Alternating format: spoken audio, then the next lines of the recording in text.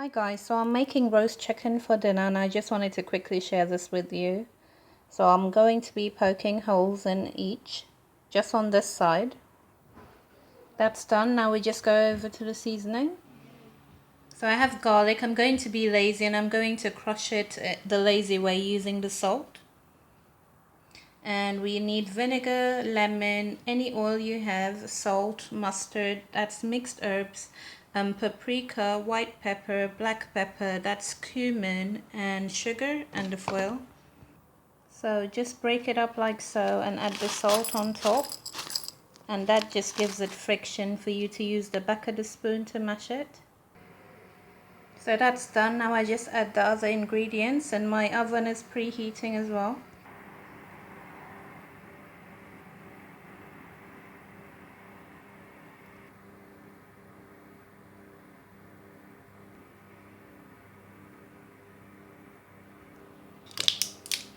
So the chicken has skin on it, but I still like adding oil, but just a bit. Now we just pour that over the chicken. You don't really need to worry about the other side, although you can do it. So I add oil because, as you can see, it's skin side up, and also because I'm covering it with foil for the first 40 minutes of cooking, and the oil just helps it not to be so hard. I don't really know how to explain it, but if it was skin side down and I didn't have the foil, I probably would not add the oil because it will start to sizzle straight away and the fat does drain pretty quickly. So it's all ready to go in. As you can see, we really did have enough of the seasoning. That's why I'm not bothering to turn it round, and it will cook and eventually it will get into the other side. Also, when we turn it over, you'll be basting it a lot, so not to worry about all of that flavor. Okay, so I've just reset my oven and I put it in now. Oh, sorry, I need to cover it. So it's in there and I'm doing it at my highest heat. So I'm going to check it now. Okay, so you can see all the sauce that we have there. And I have my bowl and spoon and I'm going to turn it over and baste it.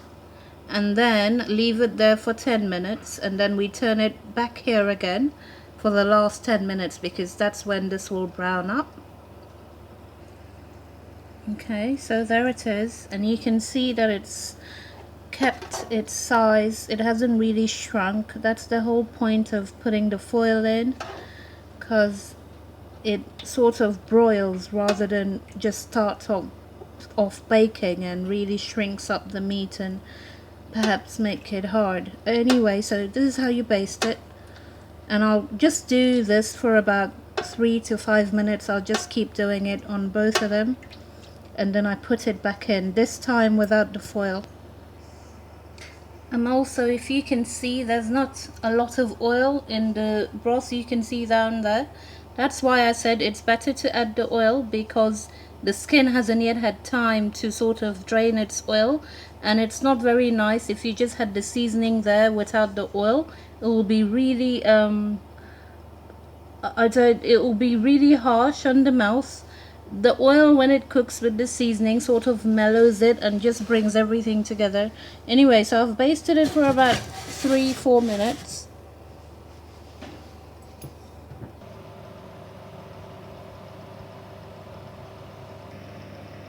Okay, so now I'm going to baste it one last time on that side and then turn it over for the skin side up.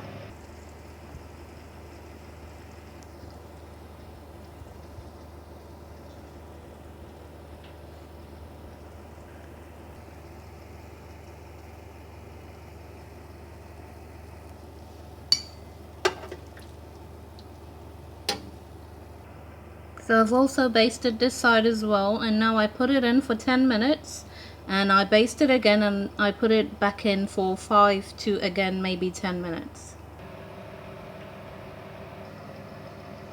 Okay, so I'm going to baste it and put it back in for about 5 minutes. I can see already that it's really brown, so I'll just stop at 5 minutes.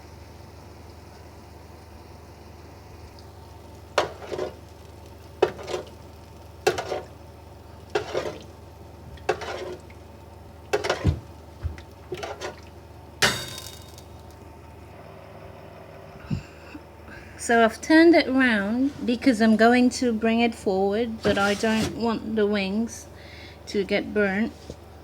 Right, so actually I'll probably just leave it for 10 minutes so it gets a really nice colored brown. Although the chicken is cooked, I mean, you can stop at this point. We all have different preferences when it comes to coloring it.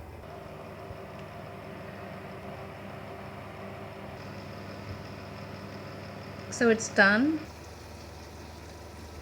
And I'm just going to baste it one last time, and then that's it really. I'll probably leave it to sit for about 10-15 minutes before we actually have dinner. And we're eating this today. Every other time we eat it with different things. Today we're having it with just some leftover spaghetti and salad.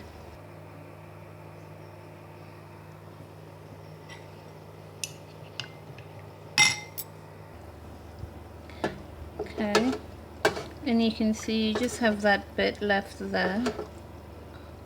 So just baste it one last time. You can also take it off the tray, put it in somewhere more constricted and cover it, in fact, which is very good. But it's not that you have to do it. It's not red meat. I think red meat probably really needs that. And for this gravy, I wouldn't do anything to it. But if you happen to have it really watery, you can just use some granules and use the gravy as hot water, or you can just add some flour and butter and make your own gravy. But I tend to keep it because if this isn't finished, of course it won't be actually, it's 2 of them. So tomorrow when we're eating it, you can use this gravy to put it over before you put it back in the oven or the microwave, rather than just putting it in like that. It becomes really dry. So I've basted it again, and now I'm just going to let it sit there as I've said, but I'm turning off the oven. Also, the children are in no mood to wait for it, so I'll probably open it again in about 2 minutes for them.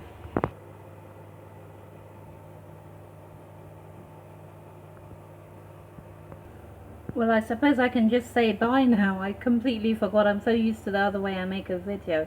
So thank you so much for watching, and if you have any questions, just ask me. I hope you try this. It's really nice. Okay, take care. Bye.